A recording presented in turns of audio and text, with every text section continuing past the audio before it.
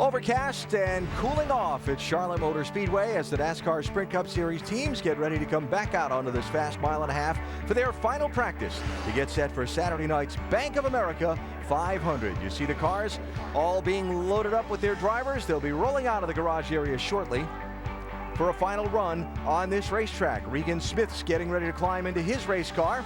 One of the major stories of the last 6 days in the NASCAR Sprint Cup Series. Last Sunday, the last lap of the race at Talladega, the huge 25-car pileup that started with Tony Stewart racing for the lead and ended with that. Ended with a lot of people scratching their heads and shaking their heads, some for more reason than others. On to Charlotte, where on Thursday, just before the start of practice, Dale Earnhardt Jr. announced he'd not be able to drive this race. Regan Smith tapped to replace him, getting fitted for that 88 car. An unexpected turn of events for the driver who was supposed to run for James Finch in the 51 here this weekend. Opening practice saw a lot of people pushing the limits on that rear end movement, the rear end housing movement, designed to help the car maximize the side force and the traction through the corners. And in qualifying, Greg Biffle maximized everything, setting a new track record here at Charlotte. Woo! Come on, baby. He had a good time in his trip around this racetrack, and Greg Biffle, the pole sitter for Saturday night's race, standing by his car, getting ready to climb aboard for final practice. So that the last 6 days in the NASCAR Sprint Cup Series. The major story out of all of that, of course, the announcement by Dale Earnhardt Jr. that he would not be able to compete here this weekend at a next weekend's race at Kansas, prompting the naming of Regan Smith to this 88 car. Dale Jr. meeting the press here on Thursday to make that announcement. And topside at the racetrack, Alan Bestwick with former Charlotte winning driver Dale Jarrett and former Charlotte winning crew chief Andy Petrie. We start with the Dale Jr. story and a look back at the crash at Talladega that ended the race, paying particular attention to Junior's 88 car. Didn't look like a particularly severe hit. No, he certainly has had what we would consider harder accidents, but he gets hit a number of times here, and it's right about here when Bobby Labonte comes and catches him in the left rear. And the announcement from Junior here on Thursday morning. The shot at Kansas was, I think we got the data, but it was around 40 G's, and the shot at Talladega was only 20 G's. It wasn't really that big of a wreck, and the fact that I felt the way I did was what concerned me after the accident at Talladega, because it wasn't that hard of a hit. So I wanted to, process how I felt over a couple days, and I went to the doctor Tuesday, actually. So anyways, we I just wanted to process what was happening, and I knew having them 2 concussions back to back was not a good thing. So I needed to go see somebody regardless of whether I wanted to get out of the car or not.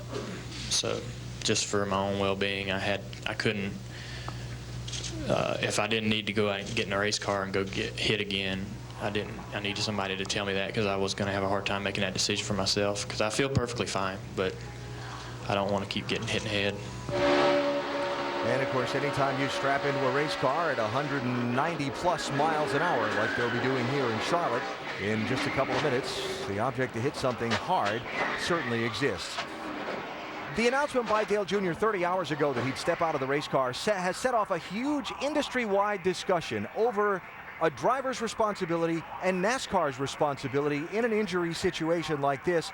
From your perspectives, the highlights of this discussion and the debate are what?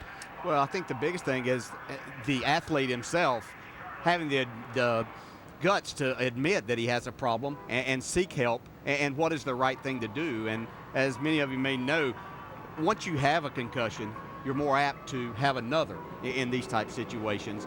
They don't just get better, and the problem could get more severe if you don't take the actions to get treated and get healthy before you get back in. Yeah, but the problem is the driver is the center of the race team. He's the main part of that, and that's a lot of responsibility to put on one man.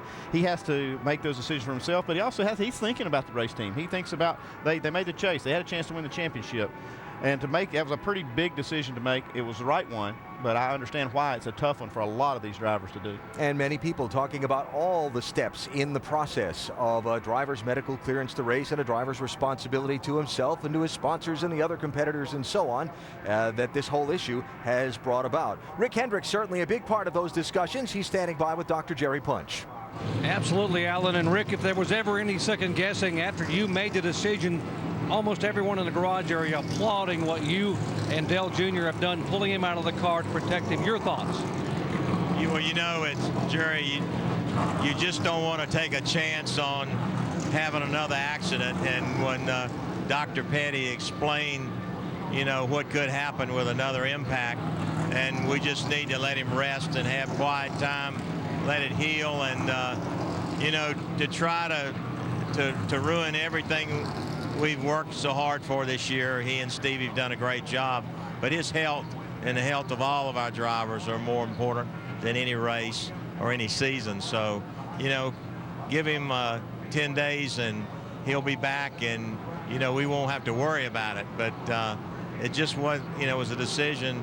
Once Dr. Petty gave us the information, we knew it was the right thing to do. I know you've treated Dale Jr. like a son. When he came over to be a part of this operation, you knew him and you were friends with his dad. When he knew what was going to be decided, how difficult was it for him to realize he was going to have to step out of the car? No race car driver wants to get out of his car because he feels like, you know, he doesn't want to let the fans down. He doesn't want to let his team down, his sponsors down. But all of us need him long term. And, you know, to take a week or two to make sure he's okay, you know, is a whole lot better than losing him if he had a problem. So it's hard for a driver. It's hard for Dale because he wants to drive so bad. And when he was over here at the press conference and he saw his car here, I mean, he wants to get in it, but he knows that's not the smart thing to do. And we'll look back and know we did the right thing. Rick, we all applaud your decision. Thank you very much for your time. Thank you, Jerry. Alan? All right, Doc, thanks. And as you can hear the roar in the background, the final practice has begun. Regan Smith and the other NASCAR Sprint Cup drivers heading out onto this racetrack. Charlotte now, as we turn our attention to the on-track action, with a reputation for being one of the more weather-sensitive racetracks. Yesterday was warmer. This afternoon's first practice a little warmer than it is now. The race tomorrow night will be even cooler yet. Crew chief and driver, what are you looking to find out in this practice that'll relate to tomorrow night? Well, the first thing you want to do is you want to get your car balanced. You have to start there. You have to have a place to adjust from. So they're going to try to get their car balanced. If they have some things they want to try that maybe can make some speed, they can do that now. But one thing is, you can see that overcast. We got a little overcast sky. It's going to help the track conditions be a little more consistent for the time of day that we're having this practice. That's about all you could ask for right there. Yeah, from the driver's standpoint, this cloud cover is the best thing that could happen because it's going to give them somewhat of a better idea of what to expect. But I think this is where having success at a track and having experience at a track really works to those drivers' favor because you know the feel of the race car that you're looking for in the night, and you can make adjustments from there. And that's the other thing is you have to make sure that you have an adjustable car for tomorrow evening.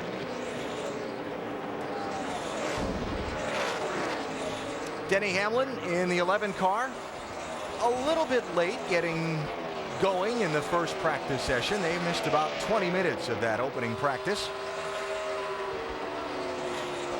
Word is that there was a function over at Joe Gibbs Racing that involved Denny today, and by the time he fought his way through some of the traffic to get here. Traffic's bad down here all the time. I don't know how you take a chance on something like that. And with a lot of people in the area for the race, did miss a little bit of that time. But yeah, I don't know that first practice session. The sun was out quite a bit. I'm not sure exactly how much of that you wanted to run anyway. That's exactly what the team said when I asked them, where's Denny? Yeah. They said, we're not missing anything.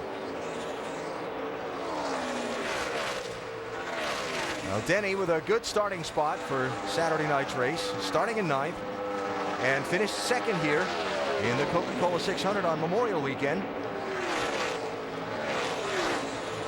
Joe Gibbs Racing teammate Kyle Busch has led a lot of laps here at Charlotte in recent races. He's done everything but take home the trophy. Yeah, as you said, he's almost mastered this place except for finding his way to victory lane. You have to believe that when it gets down to the end of 500 miles tomorrow night, that he's going to mix things up with these chase drivers and could separate them by a few points. Talk about Denny Hamlin finishing second here in May. The guy he finished behind, reported on now by Vince Welch. That's right, Alan, and that man is Casey Kane, who will start next to Hamlin tomorrow night. Kane will start 10th. Casey certainly one of the favorites, as you mentioned, a winner here in the spring, led 96 laps in that race, and they've been real happy with their race car so far this weekend. In that first practice this afternoon, they were a little too tight when the car loaded on entry, so they're working on that here in this second session. Want to make sure that they help it there without hurting it on exit.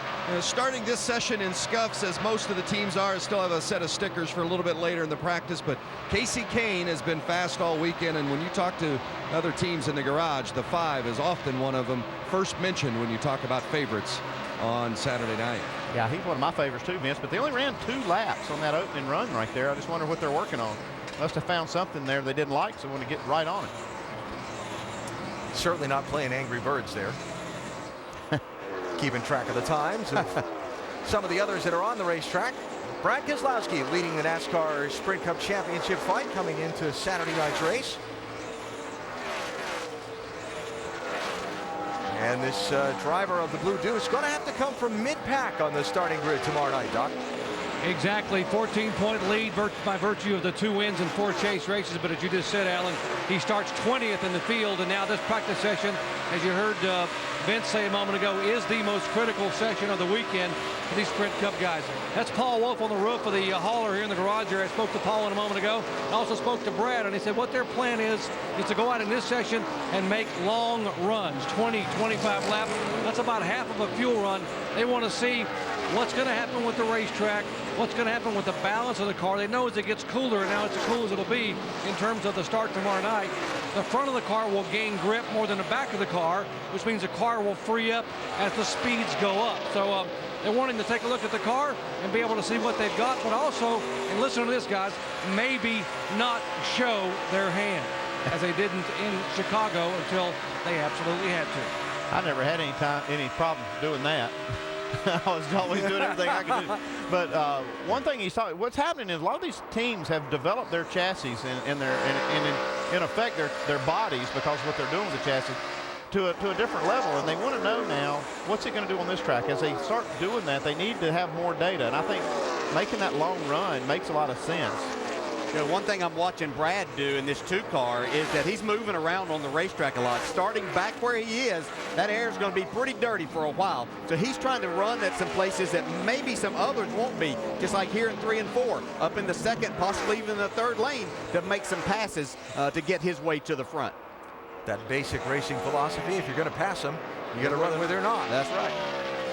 Championship standings going into race 5 in the chase for the NASCAR Sprint Cup. 14 points, biggest lead in the chase for Brad over Jimmy Johnson. Denny Hamlin 23 points back in 3rd. How far back is too far back? There's still an awful lot of racing to go, including a very tough 500 miles here on Saturday night. Our full Friday of motorsports coverage from here in Charlotte continues next after Sprint Cup final practice. It's the NASCAR Nationwide Series 300-miler presented by GoDaddy.com. All the championship contenders starting up front in this one tonight. It'll be over on ESPN next. Then tomorrow night, race 5 in the chase is the Bank of America 500. It's on ABC starting at 7 Eastern time. A crisp, cool night. Speeds will be up. 200 miles an hour into the corner. It would be an edgy race, I would think, from behind the wheel. And if you'd like to go back and forth with us during the course of this practice, tonight's race or tomorrow night's race, follow us on Twitter at NASCAR ESPN. Kevin Harvick's a big Twitter guy. Not right now. He's a little busy on the racetrack working out this 29 car that is going to start in the 11th position on Saturday night. This is pretty good. I'm just having trouble getting into 1 now. Good through 3 and 4. Either hitting the track or loading up too hard, and I can't really keep it on the bottom like I need to in 1. Right there. Yeah, you can see his hands a little nervous getting in the corner, and that's just one of the tendencies these cars have almost everywhere, but these high-speed racetracks, it's one thing that you really try to fight, but because if you can, you could fix it. But what happens is the car's then way too tight everywhere else. So you have to kind of live with a little bit of that and try to do what you can to make that to settle the car down there. You know, I was fortunate this morning to have a driving school here and give some rides and things, and it brought back the memory to me and jogged my memory of just how much down in turns 1 and 2, how different it is than 3 and 4, how much that car loads up, and just how it sits you back in the seat, down in the seat, as you get in the throttle and exit off of turn 2. And, you know, I'm 40 miles per hour slower than what these guys are going, but it's still that banking, 24 degrees of banking, really works on you, especially on that end of the track. And if you saw that, but when that 48 car went into turn 1, little puff of smoke from the left front corner of the car and some sparks, like he maybe bounced that front splitter off the racetrack right in that spot you were talking about, that place where the car goes over the bump and settles. Yeah, you still have that little bit of a rise. It's not as bad as it used to be down there in 1. But you go up, and then when the car lands, it's nothing like the landing that we talked about at Dover, but you can see Jimmy Johnson, his car loading up and turning sideways down there. He wasn't really that loose getting in the corners. Right when the car did load up, he was plenty loose. That's one of the things about this track. This one's different because of the way it loads up, the way the track, transitions into the corner, into the bank. Jimmy Johnson going to take the green flag in the 5th position. Track position important. You want to qualify up front. You want to start up front. And when you've got an up front starting spot, the last thing you want to do is have to give it away. Ryan Newman supposed to start in 3rd position. Not anymore. I don't like that. Got weak at the end of the front straightaway. Got back into gas and then started dropping cylinders. I smelled a little smoke, but got a chance to look down at my gauges. Nothing was red, but I didn't see what the numbers were. But it's definitely blowing up. Good for That Ryan Newman before he brought this car off the track into the garage, and you see they've got her backed in and starting to disconnect the things from the engine to take it out and change it. Yeah, the Hendrick had some problems earlier, so a few engine problems, and looked like they'd had that kind of straightened out. We haven't seen any kind of issues from them lately, but this is one thing I'll guarantee you that's got their attention. That's what I was going to ask, Andy, is they take that out and they'll try to diagnose this very quickly, won't they, to give them an opportunity to look at their other cars out there and other engines? I'll be surprised if you don't see that one carted out the tunnel as soon as they get it out and get it apart over there. Tony Stewart, Newman's teammate and team owner with Stewart Haas Racing out on the racetrack in this 14 car, Doc. Yeah, and I want to comment on what's going on with the engine situation. Tony's guys were telling me just prior to Tony going out that they basically have been given a number by the engine builder at the beginning of the weekend. They do it every weekend. They take how many miles you can put on the engine, considering the race is 500 miles. They're given about 150 miles on top of that, or I should say 250 on top of that for 750 miles. Now, what that meant was if you had practices, all the qualifying, and this session here, they had about 43 laps they could run in this session before they had to stop, and then they had 500 miles left on this engine for the race night. So they're watching very closely, concerned about the drivetrain and everything else, but they do log every single lap, and given the fact that his teammate just had an engine issue, I wonder if Tony may give himself a little more buffer and not run quite so much in this session. Well, one thing that they do, you think, well, they could build an engine that would run longer than that, but they're trying to take every margin. They want to make these engines make as much power as possible. So they say, okay, we need to run 500 miles plus whatever practice and qualifying we have to do. And then they kind of build to that. They make everything live through that. That's their criteria.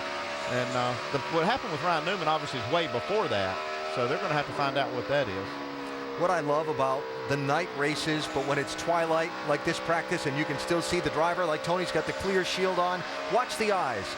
Where he's looking when he's in the corner, how he checks the mirror when he's on the straightaway. I'm fascinated by that because that's not a view we get to see normally. Yeah, and you can see how that helmet goes down, and literally these G-force pull you down in the seat with this 24 degrees of banking going in there at 200 miles per hour. I'm sorry.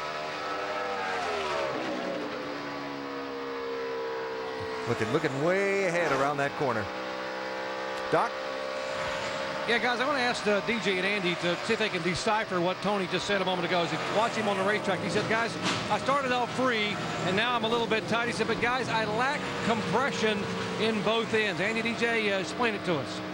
Well, I'm not sure. That's the thing. We talk about communication with crew chiefs and drivers. They all have these little sayings that they'll use, and that may be something that he likes to use that I don't quite understand. Compression, to me, would mean as the car compresses into the racetrack that he's not feeling like the car's into the racetrack. Yeah, not into the track. That's what I'm getting, that he's still up on top of the racetrack, that he wants the car to really feel like it's digging down to where he can stay in the throttle a little longer, let it roll a little faster, and jump in the throttle harder, and all of that translates to speed. All right, so while Tony comes back into the garage, let's go back down to his team car where Vince has more on the Ryan Newman situation. And you added a moment ago that Ryan Newman qualified third quick, but hood up, doesn't look good. Tony Gibson, what's the issue with the car? Yeah, something happened there. We started off there at happy hour to make a long run there, and we got about 6 laps in. He said it's starting to lose the cylinder, so he started tightening up on him pretty good. So he shut it off and came in, and there's definitely something big wrong. Not sure what, but Scotty Maxim, all the guys from Hendricks, they'll figure out what's wrong, and we'll put another one in it and be good to go tomorrow. You know, it sucks to give up the track position, but that's part of it, and we'll get after it. We'll help, you know, I know they'll figure out what happened. We'll get another motor in it, and we'll be fine. Thanks, Tony. Alan? Better to find out 6 laps into final practice than 6 laps into the 500-mile race that you have a problem under the hood. Yeah, that's a kind of a bad luck, good luck thing. And again, the reason Newman has to go to the back, if you're relatively new to NASCAR, to save money, to keep teams from building the special engines for just qualifying that they run for 5 laps and then take out and spend a boatload of money on.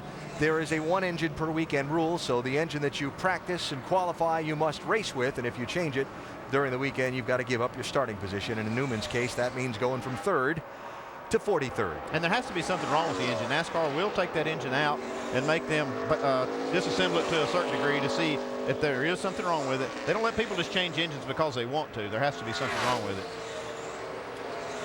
Sam Hornish in the Penske 22, starting 14th on Saturday night, out there going through the paces of final practice. Getting ready for the Bank of America 500. Hoping maybe it'll be a special night for him.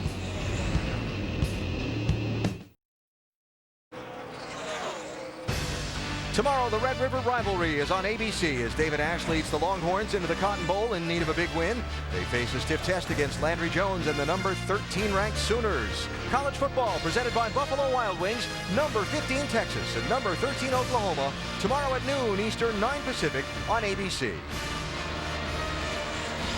NASCAR Sprint Cup Series final practice ongoing. Charlotte Motor Speedway getting ready for the only night race in the chase, the Bank of America 500 that you will see after that Red River Rivalry tomorrow night at 7 Eastern on ABC. Here's Clint Boyer, one of the 12 drivers in the chase for the NASCAR Sprint Cup.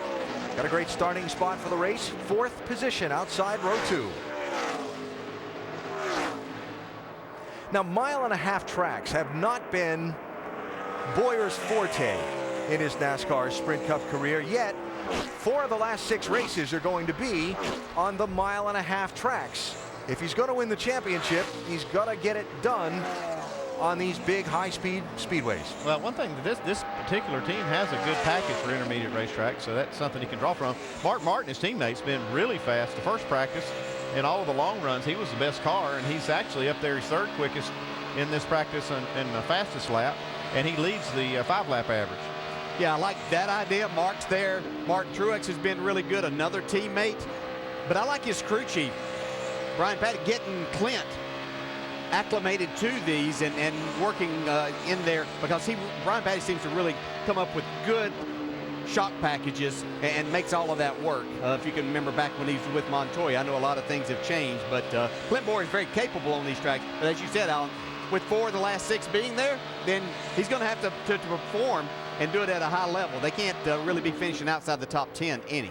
Only 2 top 10s in 7 1.5-mile track races for Clint Boyer this year. Got to have to do better than that. Greg Biffle, new track record in qualifying last night, and is going to lead this field to the green flag. Here's a team that thought they were in pretty good shape coming into the chase, and then found out they maybe weren't in as good a shape as they thought, because their first few races were not too good, but they have rolled up the sleeves and gone to work. Biffle saying they have tested at 5 different racetracks in the last 2 weeks, trying to get dialed in and caught up. That's all while you're trying to go to all these races too, so that's a lot of work for this team, but it's paying off. I mean, setting that record last night, I got to think though, when Biffle started this chase, he led the points most of the year, like you said, Alan, and he thought they were really set for it, and all of a sudden everybody took off. And I think he's like, where did they go? Yeah. So they did go to work, and it's paying off for them. led over half the race in the 600 here in May, didn't win. Jamie McMurray going to have an anniversary of sorts here tomorrow. McMurray is going to be he's going to have his work cut out for him if he's going to enjoy that anniversary celebration in the finest way possible, because he's starting in 30th position tomorrow night. But we all remember what a magical moment it was, what will be 10 years ago tomorrow, when in just his second start in the NASCAR Sprint Cup Series, Jamie McMurray went to victory lane. That's still one of the most incredible performances I've ever seen out of somebody just starting out in this series. Yeah, beat one of the best here in Bobby Labonte. North Carolina, where almost all the teams and drivers in the NASCAR Sprint Cup Series are based. It's homecoming weekend, if you will. Saturday night for 500 miles at the Charlotte Motor Speedway in race 5 in the chase for the NASCAR Sprint Cup. Final practice ongoing. And while the work continues in the garage with various experiments where chassis setups are concerned, on the racetrack, Jeff Gordon is out trying out the latest adjustments to this 24 car. What a start to the chase it's been for Gordon. If not for the hiccup running 4th in the chase opener at Chicagoland, where they had the mechanical problem under the hood that forced him into the wall, running 4th, mind you, he would be right there in the thick of it for the championship, instead of trying to come from a long way back with a little bit of a Hail Mary effort. Well, they definitely have the performance to be in this, and if they can keep it up through the end of the season, not have another bad race, they can probably get back into the conversation. Yeah, and maybe, I think all Jeff's looking for at this point in time, just give me a chance at Homestead. You know, you go there, anything can happen at that race. So he's just looking to get himself, you know, keep himself mathematically eligible whenever he gets there. He would like for it to be a margin to where if he went down there and won the race, then he could make it happen. And really, this team has had speed all season. Yeah. They just, the first half of the season, just had so many fluky things happen to them, like the 600 here in Charlotte, where there had been a series of cautions, and Alan Gustafson left Jeff out on the racetrack to get track position and get the lead. And then the race ran green for a long time. Jeff pitted, and as soon as he got on pit road and got a lap down, the caution came out. And they spent a big part of the next segment of the race trying to dig out of that hole. Yeah, you can work hard all you want, but if you don't have a little bit of racing luck to go with it, you're not gonna have a hard time winning in this series, much less winning a championship. Jeff's teammate Jimmy Johnson back out on a racetrack. This on his radio when he went to the garage after the last run. It was a little bit better there, but I still can't get tight, especially after max compression. I can hear a little bit of metal dragging getting in, maybe where the splitter's touching. And I get a little bit of a high frequency chatter, must be through the tire or through something that I can feel when I really start to slip the tire. It's a very high frequency though, so it's kind of a new sensation through there, to be honest with you. Yeah, what happens a lot of times when you slip the tires, the front tires will say he's got a little push and his tire slips a little bit. You can feel chatter through the wheel. And what he's saying is a higher frequency than he's felt before. I don't know if that's, I don't know if it has something to do with the way they got the car set up. Shocks and all that can make a difference. But I'm sure you've experienced that, Dale, where you have that chatter in different frequencies. Yeah, and sometimes as you have that front's not gripping maybe just the way that you want, you give it a little bit more wheel, then that's when you'll pick up that chatter because you're having to give it a little bit of extra wheel. So we talked about the 24 and the 48. Let's continue in the Hendrick Motorsports line and talk about the 88. Regan Smith was just out for another run, and now as he heads back into the garage, notable that 88 car has posted the second fastest lap of this practice. I like what he's done from the time he got in this car. He's steadily progressed. He didn't go out there and try to set the world record right off the bat. He's just kind of worked his way and gotten comfortable in the car, and now he's up there, like you said, he's second on the board. He's second in 10 lap averages. He's going to have a shot at winning this thing. Yeah, he really will. And this is a young man that we've talked about having a lot of talent, getting a break to get in the best equipment that he's ever been in. Here's an opportunity for him at a racetrack that he likes. And what I've watched him in practice, the car looks very good. I've been very impressed that they don't have any more fall off as he runs some laps. That's you standing by that 88, Vince? It is indeed, Alan. I got to tell you, when they went out and ran their first run of this practice session, Steve Letarte, the crew chief, came down off the hauler, and he was happy. They ran about a 10-lap run there, and he was very excited with the changes they had made and the way the car and driver adapted to them. Regan was pretty pleased with it. Now they're tweaking on it a bit, but he says it's still a little bit too tight in the middle, and then it washes up from there. So they don't quite have it in the comfort zone yet, the sweet spot, if you will, but they're making ground on it. And tell you what, it's been a pretty impressive weekend for Regan Smith so far, as you said. Well, all of the confidence that you'd have climbing into a Hendrick Motorsports car would turn to nerves when you first buckle into that machine, I would imagine, because, hey, there's some pressure for the driver to perform here. If this car doesn't go fast, people are going to look at it and say, well, it's not because the car isn't fast. Yeah, Dale Jr.'s been fast in this car all year long, and even though the chase numbers aren't what they would like to have, they've still been a very solid race team. And so, yeah, if you don't get in and perform, then that doesn't look too good on your resume, so there's a lot of pressure on him to go in there. But I really believe he has a lot of confidence in his ability, and he's getting cooperation from Steve Letarte and this team, that they're listening to what he's looking for in this car. And then when you turn around from that apprehension about, hey, I've got to get it done, and then you find some speed and you settle in. Now it turns to confidence, right? That, hey, I got something I can work with here. Yeah, it's amazing how quickly that can turn around, too, to get you in that situation. And you know, you got something to work with when you're driving a Hendrick Motorsports car at Charlotte, particularly in 2012, because the month of May at this racetrack was great for them. They won the Showdown, they won the All-Star race, and they won the Coca-Cola 600. All in the month of May. By the way, the camp counts. That All-Star race ride for Rick Hendrick, something he said probably wasn't a good idea. I was a little worried. And Kasey Kahne winning the season's longest race. That back on Memorial Weekend. Hendrick Motorsports, a good golf ball drive from the parking lots of Charlotte Motor Speedway. And it has certainly been Mr. H's house at this racetrack. Well, that's impressive numbers right there that they were able to pull off. And you know, it seems like that there's a lot of other times where they've been right in contention too, that number could be even greater, if you could imagine that. Would be no surprise if one of the Hendrick Motorsports cars drove into victory lane on Saturday night at the end of the Bank of America 500. Nobody'd be surprised if it were that one.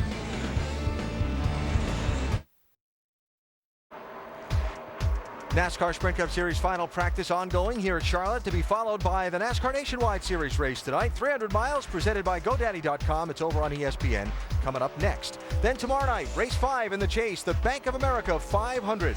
7 o'clock Eastern time on ABC. Who scores the homecoming weekend win? And how does this race affect the championship picture throughout the weekend? You can be part of the conversation. At NASCAR ESPN, the hashtag is Pit Studio. And we'll talk all about it, or type all about it, from here in Charlotte. Let's see, I'll tie that Nationwide Series and Cup Series promo all together now. The defending Nationwide Series champion, who starts up front tonight in the 300-miler, is also making a Sprint Cup start this weekend in the 6th car. This is Ricky Stenhouse Jr. That was pretty good, Al. Don't try this at home. Getting a head start with the sponsorship and another racetrack in the Sprint Cup car. Seeing the differences there.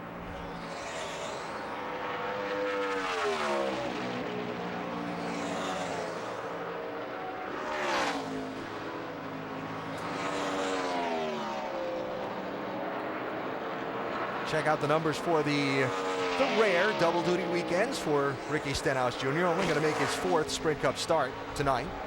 All right, tomorrow night, rather. Well, he does pretty well. Was that I said about don't try this at home? And, of course, cautionary tale to announcers as well as race fans. Yes, this 6th and 17 look almost exactly alike. Oh, that's going to be fun tomorrow night. Yeah. Beware the orange number, because that's the only way you're going to tell these two cars apart. I don't know who made that mistake and put an orange number on that car, but I'm glad they did. You don't think that? Hey, I bet they did it on purpose. Really? Maybe. Huh. Okay, I'm totally confused now. Yeah. You know, a lot of open wheel racing, like Formula One and stuff, team cars, they'll be painted identically, right? And so as that practice developed, sometimes conversations would be had with television partners, and they'd say, you know, hey, you got to distinguish these two cars from each other. I remember doing a road race once where they painted the rear view mirrors on one car red and on one car green. So race cars coming by at 170 something miles an hour, and you're supposed to be able to pick out the color of the rear view mirror, you know? Nice. Yeah. You are a trained professional, Alan. Yeah. Some days we're better than others. Matt Kenseth has really had a lot of success here at Charlotte. Coming off the win at Talladega last week, he's the defending winner of this Bank of America 500 and scored his first Sprint Cup win at this racetrack. That's a few years ago now. NASCAR Sprint Cup Series final practice ongoing for race 5 in the chase. The Bank of America 500 happening here tomorrow night on ABC starting at 7 Eastern time. Brad Keselowski leading the championship coming into that race. Keselowski so far in the chase for the NASCAR Sprint Cup. 2 wins, a 6th and a 7th for his 4 finishes. And you see has gone from being a point behind after the second race in the chase to being up 14, the largest lead in the championship so far. Well, those are the kind of numbers that'll win you a championship for sure, especially in a 10 race setting. If Taken can do that, and what's been impressive to me is they've done it with speed, with good fuel mileage, good strategy, and a little good luck last week. And I'll tell you what's been impressive to me. This team is switching manufacturers at the end of the season.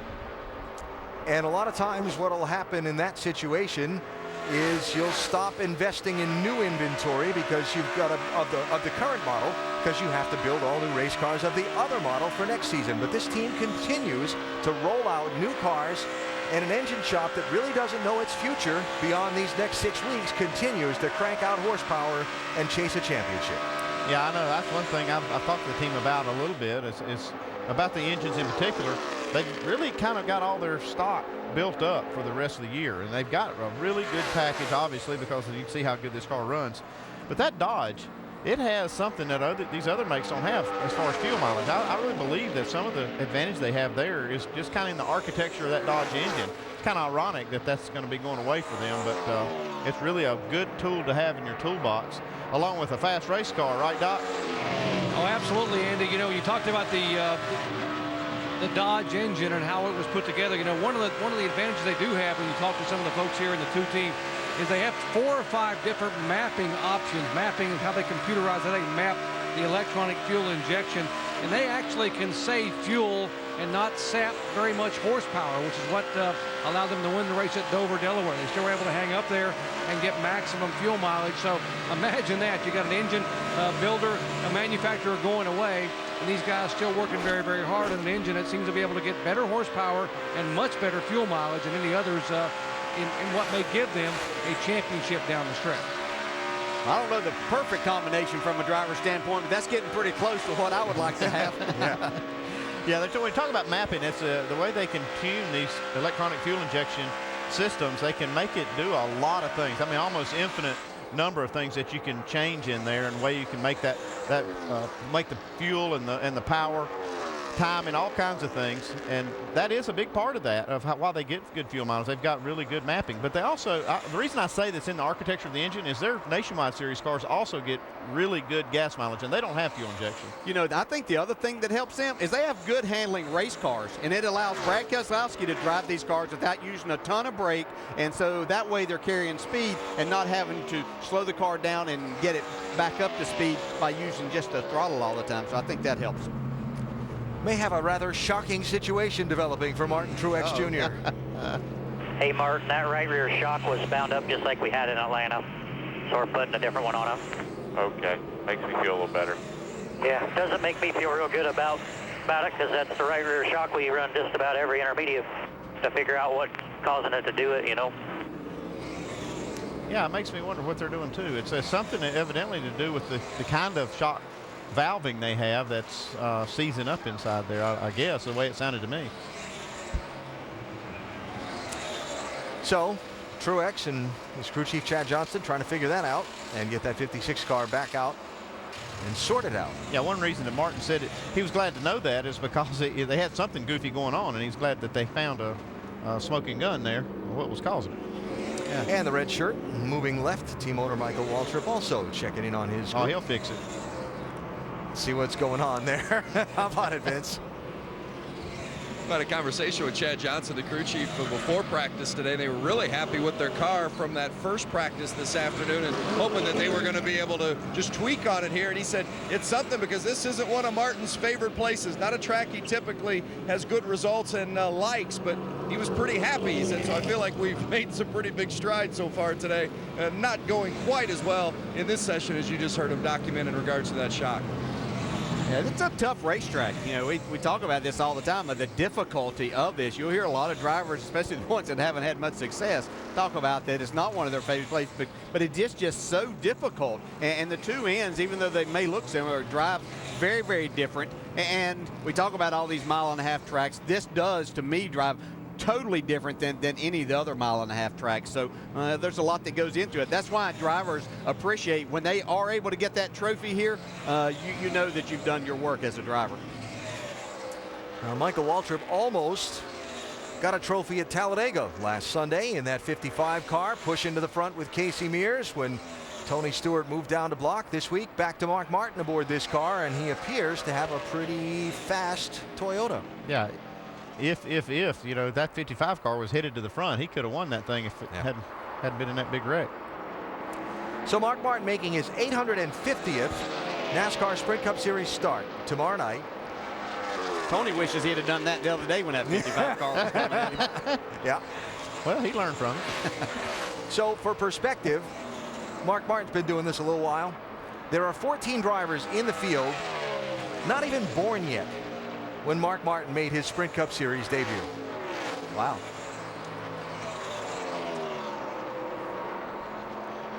Don't ask me how many had not been born yet when he scored his first win, because that was a few years after his debut. 1989, remember this day well, North Carolina Motor Speedway, as it was then known, Rockingham, and a relatively new team owner to the then Winston Cup Series by the name of Jack Roush and Mark Martin had teamed up and carried Ford to victory lane that day. Yeah, you know what amazes me about Mark Martin? It's just everything, every team that he's gone with. Of course, he was at Roush Fenway for a long time, helped that organization tremendously and all the drivers that came in there. But you look at every organization that he has gone to, he has run well and made a difference and made everybody else better where he's gone. I actually look back on Mark's career and my career of being in the sport.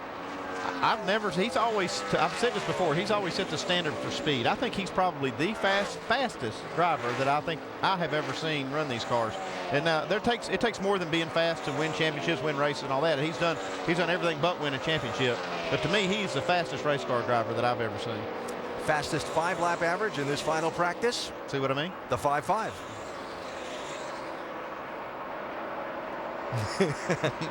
And again, if you weren't with us earlier at the beginning of practice, Ryan Newman ran just 6 laps. Felt something going wrong under the hood of that car. And now they are changing the engine in Newman's 39 machine, and that Chevy will go from starting on the inside of row number 2 to the back of the field for tomorrow night. That's not what's supposed to be inside there. No, he's going to have that guy inside there is going to have a tough time helping him keep up. Gonna have to pedal hard. Yeah. Fred Flintstone kind of. But Ryan Newman can get it done from the back. Yeah. Got 500 miles, long race, probably a little pit strategy sometime, 2-tire situation. Other lineup changes for Saturday night. We talked about Regan Smith being in the Dale Jr. car.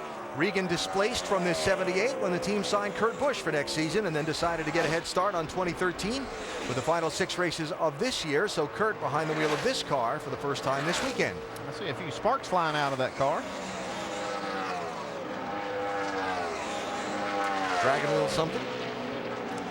Kurt had been driving James Finch's 51 car.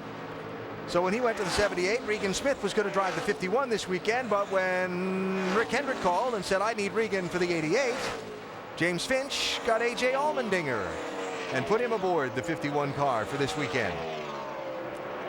AJ's first opportunity to get back in a Sprint Cup car since back at the end of June. And he ran afoul of NASCAR's substance abuse program and was taken out from racing competition just before the start of the Independence Weekend race at Daytona. Successfully completed the NASCAR Road to Recovery process and was reinstated, and now gets a shot Saturday night. And again, back to Regan Smith aboard the Dale Jr. 88 car. Second fastest 10-lap average in this practice. Third fastest 5-lap average for this 88. Yeah, still turning good laps out here around the speedway right now too. I think he's working the top of the racetrack in 3 and 4. Really, it seems like the bottom's always good in 1 and 2. See, a lot of cars will move up as the race goes on and as the tires wear in 3 and 4.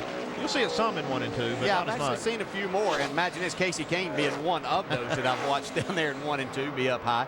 But it never has been the preferred line down there, but you see a lot of different grooves down in 3 and 4.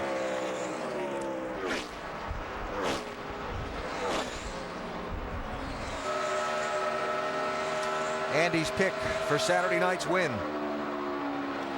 He just got something here. I don't know what it is, but he's got something. And there he is, up in the second groove at least, down in turns 1 and 2. Gets a nice run. That can help you carry a lot of speed on the exit of the corner, make that straightaway longer. Kasey is so good at doing this on these mile-and-a-half racetrack where his car carries a lot of momentum, a lot of speed, turns a lot of RPMs, and a lot of fast times. See right here, almost 200 miles an hour, got to 199. Almost got it. And that's with quite a few laps on the tires, I think. Little twitch back to the right with the hands there. 4 times a winner in the last 13 races here. Kasey Kahne. He flashed a 200 going down into 3 there. You know, when you get up there, you can see not a lot of steering input with turning the wheel to the left. You don't have to do that as much. The banking holds you right there, so you don't have to do that. It doesn't scrub off as much speed. Now, it is a little bit longer around there, and but if you get your car right and know what you're doing, as Kasey Kahne does, you can make a lot of time. Now, if he's going to go to victory lane tomorrow night, he is probably going to have to contend with this car and its driver, Kyle Busch, also showing some good numbers. In fact, he's turned the fastest single lap in this practice. Second fastest 5-lap average. And I don't think he's run. I don't think he's run 10 consecutive laps. No, he ran 9 his first time out, so he didn't quite get to that 10. But his ninth lap was one of the fastest ones that I saw in those first runs. Last 2 Charlotte races, led a lot of laps.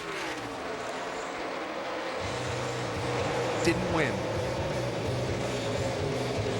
This was last October. And at the end, frustration. That's what I love about this track, though.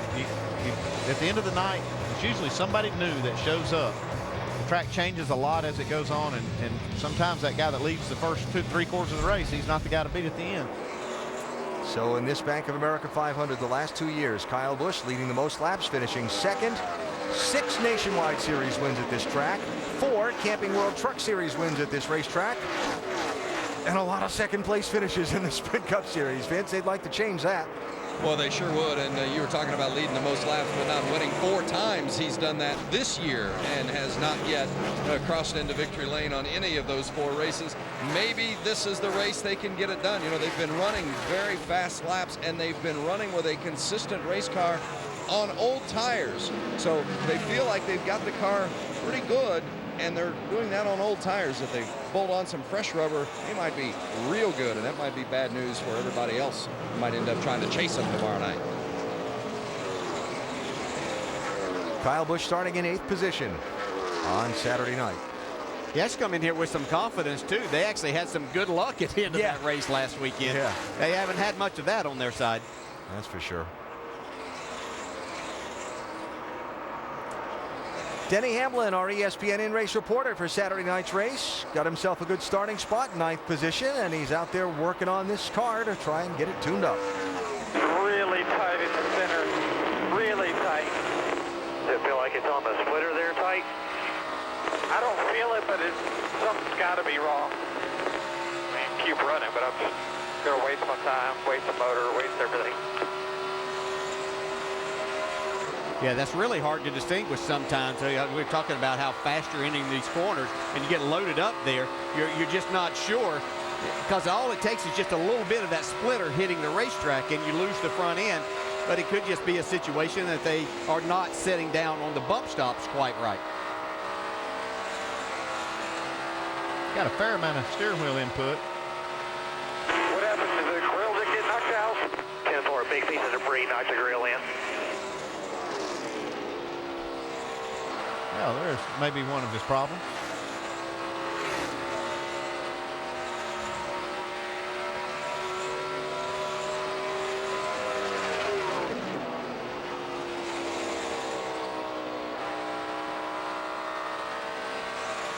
Watching his right hand on that steering wheel as he turns into the corner. And the car just looks like it's, it's fighting him a little bit as he turns in. Yeah. How much of that is normal and how much of that is fighting him? A lot here is normal, because you get down in, and with these cars run a little bit rough sitting on these bump stops, and so you can't just go down in there most of the time and hold the steering wheel. It takes a little bit of energy, and you kind of have to chase it just a little bit. Now what we're seeing there looks like a lot, but it's not moving the wheels nearly as much as what it may seem. And that's it. The red and black flags are out. Final practice is complete. And the track goes silent for a very short time. Don't forget, still to come, the NASCAR Nationwide Series 300-miler. We've still got more Sprint Cup coverage coming. Ryan Newman's engine out of that 39 car. The officials are going to go have a look.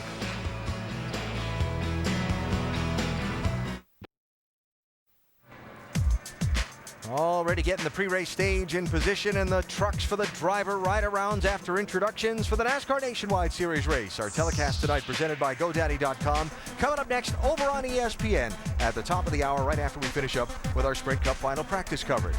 Tomorrow night, race 5 in the chase is on ABC, the Bank of America 500, 7 Eastern time. Who wins? That's the fun. We find out tomorrow night over 500 miles.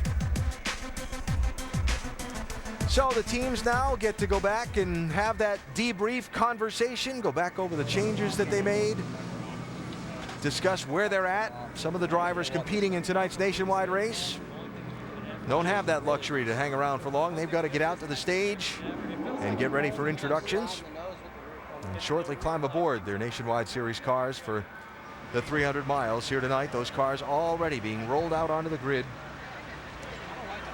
and formed up before the start.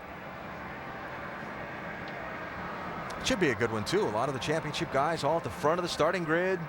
What's been so great is to watch these nationwide regulars, and we talk about the guys at the top of the point standings outrun these cup guys that come over and invade their series.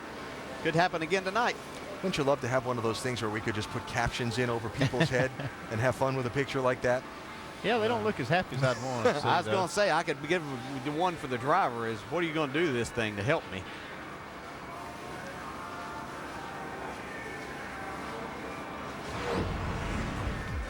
So as far as the one fast lap in the practice is concerned, here's the top 10 ranking. Kyle Busch setting the quick lap overall. Regan Smith with the second fastest lap, and Vince Regan also had the second fastest 10-lap average in this practice. I'd say it's a pretty impressive weekend so far for Regan Smith. Evaluate it from your perspective. Obviously, you're a veteran driver. It's not your first rodeo, but still a lot of different circumstances here. Just assess what you've been through over the course of the past 48 hours. Well, I think the biggest thing is just getting accustomed to all the different things in the car. You know, the different feels, the different sounds, the different little nuances. Every car's got its own little thing, and this is no different. This car's set for Dale. Everything's, you know, built around him and what he likes and what he wants, and I'm just learning all that stuff as we go. It's each time I get in, I feel like I get more comfortable. I feel like I can lean on it more. I feel like, okay, I can get sideways here and I'm going to save it. Whereas yesterday when I got in the car, if I got sideways at a certain spot, I didn't know if I was going to save it. So it's you know, it's a building process. These guys are doing a good job working with me. You know, obviously it's a great race team and great people working on it. Hendrick Motorsports have done a good job helping me get comfortable in the car and getting the seats all transitioned over and stuff like that. So, We'll see how tomorrow night goes. You know, I think we got a good race car. I don't know how good it is yet, but we got some work to do on a few areas to get faster, and we'll see if we can't get the Amp Energy Chevrolet up front and you know, do Dale proud. What were the strides that you made today? Because it seemed like that first run of this practice session, you guys made a pretty good jump and found something. Yeah, you know, we just went to work after that first session. We had some stuff we wanted to work through. We didn't want to chase the racetrack that first session. Had a pretty good idea where we wanted to start the second one, and then had an idea of things that we wanted to work on when we started it. You know, we focused on a couple areas of the racetrack, and we sat up there, and you know, they do a really good job of dissecting everything, going through all the notes and going through all the little details, and you know, every I's dotted and every T's crossed. Have you spoken to Dale? I did last night. Yeah, I did last night, and I'm sure I will again tonight, just to, you know, touch base with him, and you know, just learning people. That's the main thing, and learning personalities and learning what characteristics through the night, how things are going to go. It's something I've been used to one thing for 4 years, and I'm just trying to adjust as quickly as possible. In your conversation with him, are you able to pick his brain on obviously how well he knows the car and how well he knows this team, or is it more just feedback that you're providing him that just from curiosity perspective? Well, I think it's picking his brain as part of it. We didn't do too much of that last night. My intentions were to get through race practice. Yesterday, with it being qualifying trim, you know, it's not a whole lot. We all know what we have to do to go out there and go fast. And, well, I say that and I qualified 26. So evidently last night I didn't know that. But, you know, there's a lot of little things I'll be able to talk to him about for tomorrow with these guys with characteristics that'll help out. Yeah, thanks for the time. Good luck tomorrow. Thanks, Vince. Alan? What do we expect tomorrow night out of Regan? I'm telling you, don't be surprised when he's well inside the top 10 tomorrow night. Very talented driver with a good race team.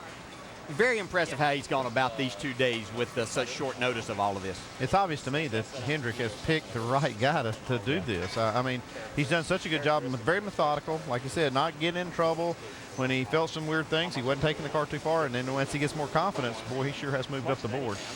And Regan's a great guy, so I'm happy that out of tough circumstances for both him, losing his ride with the 78 team, and for Dale Jr., that he's gotten a great opportunity to try and showcase his talents and jump in this 88 car. Yeah, and that's what this sport's about, is getting the right opportunity. You know, it might not be in a Hendrick car, but if he goes and shows what I think he's going to these next couple of weeks, then somebody's going to say, hey, this, you know, we need to look and try to make a fit for him within our organization.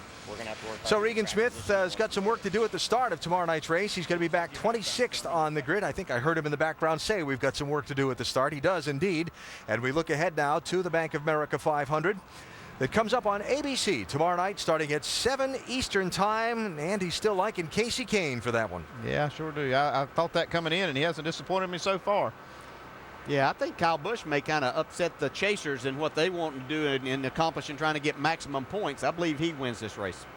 Going to be a fast and furious race tomorrow night here at Charlotte under the lights, and we look forward to race number 5 in the chase for the NASCAR Sprint Cup. Coming up next on ESPN2 is Pardon the Interruption, presented by Jose Cuervo. And as you see those Nationwide Series cars gridded and the pre-race ceremonies beginning to be formed up, remind you that the race is over on ESPN. Starting with NASCAR Countdown, Nicole, Rusty, Brad, and Ray coming up in just seconds. And then a fast and furious 300 miles over to ESPN now for the race.